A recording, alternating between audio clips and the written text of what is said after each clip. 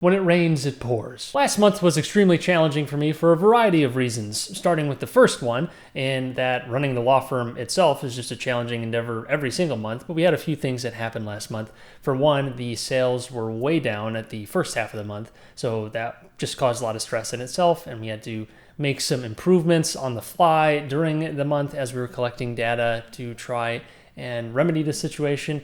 We'll get back to that in a second, but we did make some really positive improvements in the second half of the month that is looking really good heading into July. But we also brought on a new attorney for the team, so that was stressful in itself, trying to get this person onboarded and get things rolling for that. And thankfully that has gone well, so that was good, but it was a lot of time and energy spent towards it. But then on top of that, we also had some personnel changes. We have 2 fewer team members than we did before, so that caused some instability. And there's just a lot to sort out there. It's definitely not a fun experience losing team members, but it's what happened last month. And I won't go into too much detail in this episode about all that, but needless to say, it caused some challenges in that we had a lot of things that needed to get reallocated and trying to take care of problems with fewer people. So there was a lot going on with the law firm. Then on top of that, I had problems with both of my rental properties in Chicago. Both of them had issues that needed to be addressed, and this was coming at a time that both units were being renewed or had new tenants coming in, so there were lots of expenses there as it was, just with releasing or reletting the property. Then we had a couple unexpected expenses come up. For one, we had the AC unit in one of the units that went down and needed to be repaired. We had a plumbing issue at one. So just lots of fun stuff in the world of real estate. It does happen from time to time. I just would have appreciated it a bit if we waited like one more month or something like that. Or maybe we spread out the issues a bit more. It seemed like everything was coming all at once. And then on top of the issues with real estate, over on the steam cleaning side of things, the engine for one of the vans completely blew out. So we were down a van and had to shell out thousands of dollars to get a new engine, and now we're in the midst of getting that repaired. So that was a huge hassle and really caused a lot of excess stress last month in what was already a stressful month. So unfortunately, we did have to take out some additional debt just to float this rough month. And I do want to talk about the debt attack plan going forward, so we'll get back to that towards the end of this video. But we do have some positive developments heading into July. Sticking with the steam cleaning side of things, we have some major collections that we're expecting in the next couple of weeks here for some larger commercial clients, and we continue to bring in new commercial clients there, so that's really good to see since a lot of those are recurring. And the new manager that was put in place to run this business some months ago has continued to really develop business and try to get this thing to a better spot than where it's at. We just had this really rough month, partly because of that unexpected huge maintenance expense, and we were down a van during that time, so it was very stressful during that. But I am starting to see the light at the end of the tunnel here, where we can start making some cash flow without having to put extra cash into the business. There's plenty of work that still needs to be done, but it's moving in the correct direction. And then another positive development is that I think I'm actually going to be able to take a distribution from the law firm for the first time in really about a year, since I was paying myself anything out of the legal work I was doing, and this is before I had any employees. Since I've hired employees with the law firm, I haven't taken any money out of it, partly because I really haven't been able to. I've been putting money into the business to float operations, but I think we actually have our feet under us heading into July and beyond, which is really great. It's still extremely hard. There's a lot of work to do, and a lot of stuff is flowing through me to where I'm really the bottleneck in a lot of parts of the firm.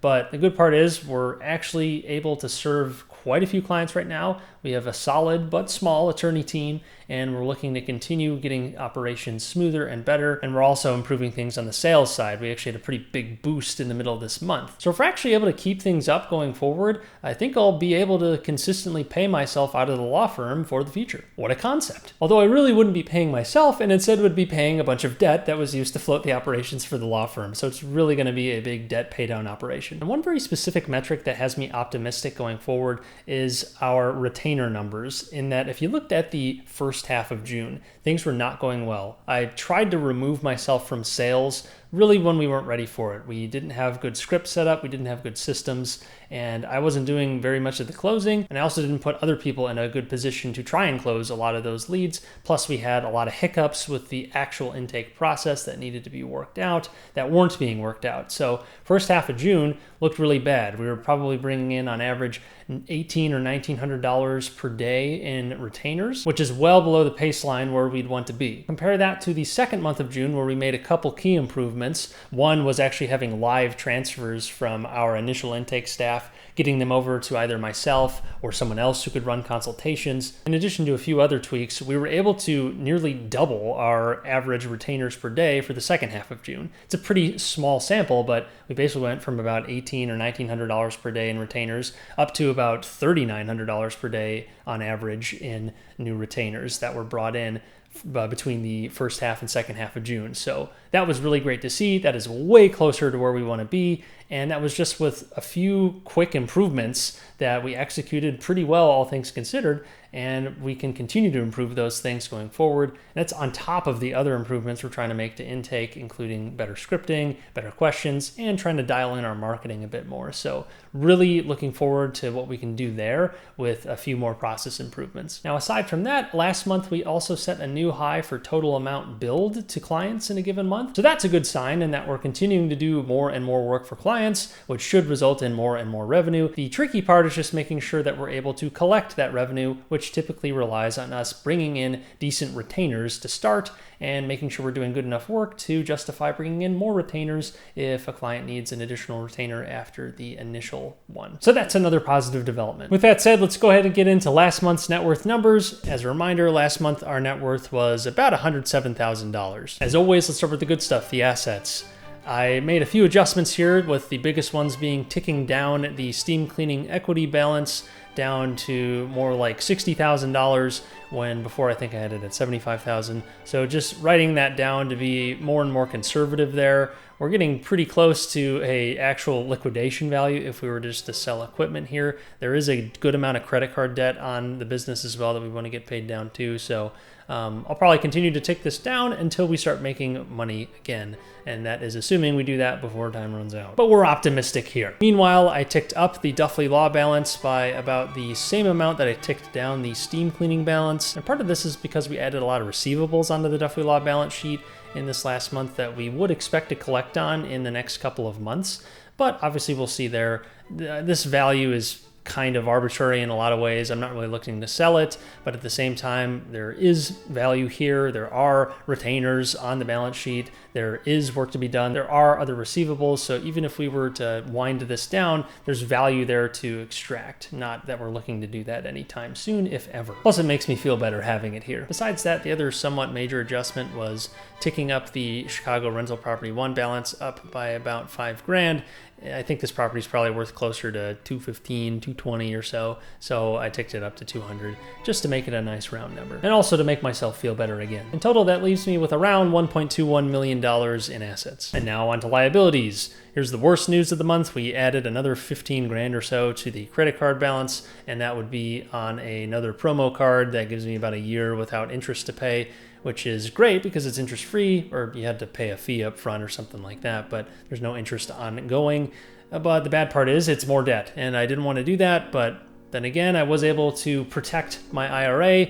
The worst case scenario is I have about $55,000 in my IRA, so if I really needed to, I could liquidate that and pay off the credit cards in an absolute worst case scenario. I really don't want that to happen. I don't think that will happen, but you got to think of the worst case scenario at least sometimes. I still have further to fall if I need to. Otherwise, basically all the other balances were ticked down. If we go to the debt paydown sheet, we can see the progress we made on the other loans. Obviously, the big eyesore is the new balance on that other card promo, but all the other balances are going down, so that's good.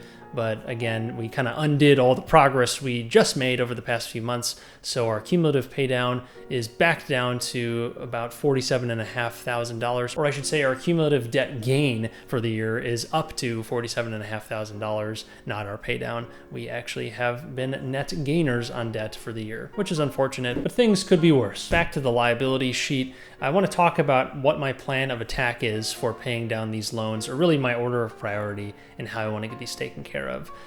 The top priorities would be really two things. One would be the promissory note up here, and another would be these credit cards, or perhaps my HELOC, since that's a line of credit. So I'd want to pay those down first, generally speaking, just so I have that balance available again if I wanted to either pay off a different loan or take the money back out. Sort of like a reverse savings account, if you will. Not an ideal situation, but I would rather try and save on that interest in the meantime, and then I could always tap into it again, or almost always could tap into it again, as long as the account isn't closed. Well, my goal, which I do think is achievable here in the next 6 months or so as we enter the second half of 2024, is paying off all of those credit cards, paying off the entire promissory note, and ideally starting to chop down these personal loans so that I don't have to worry about those anymore, and that eliminates extra payments that we have to make every single month. But I'd consider it a huge victory if by the end of the year we can pay off all the credit cards, the entire promissory note, and then we could actually start paying down some of these personal loans as well. If we could knock out one or two, that would be awesome as well.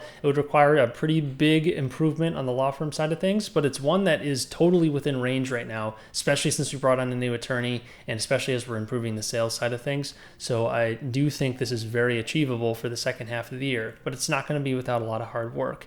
At the same time, I do want to get towards paying down any credit cards that we have on the business side of things that aren't shown here. So the steam cleaning business has a fairly hefty credit card balance that we want to get paid down. So we'll be looking to do that as well. Ideally, the steam cleaning business can make some of its own money so we can pay that down. But in a worst case scenario, we might just have to pay it off via a liquidation or something like that. Trying to avoid that, but it's always an option on the table, technically speaking. But then as we get into 2025, I'd look to get rid of all of the remaining personal loans, look to pay down the entire HELOC or most of it, and then we could start tapping into those student loans if the government doesn't eventually wave a magic wand at those. And then at that point, I'd very much entertain looking to pay off my primary residence mortgage, just so we don't have that to worry about as well, although that would be pretty far down the line, and it's definitely not a priority given the interest rate that it's at, since there's so much other debt that's in the way that it's at a much higher interest rate, and that is much more stressful. But I really don't want to be in this position again where we're this leveraged. But in total, as of today, we have about $1.12 million in liabilities, which means our net worth has fallen down to about $90,000, which is a decrease of nearly $17,000 from last month. So our debt ratio is up to 92.56%, and our passive income remains at around $800 per month, although last month there really wasn't much of any because of the issues we were experiencing with the properties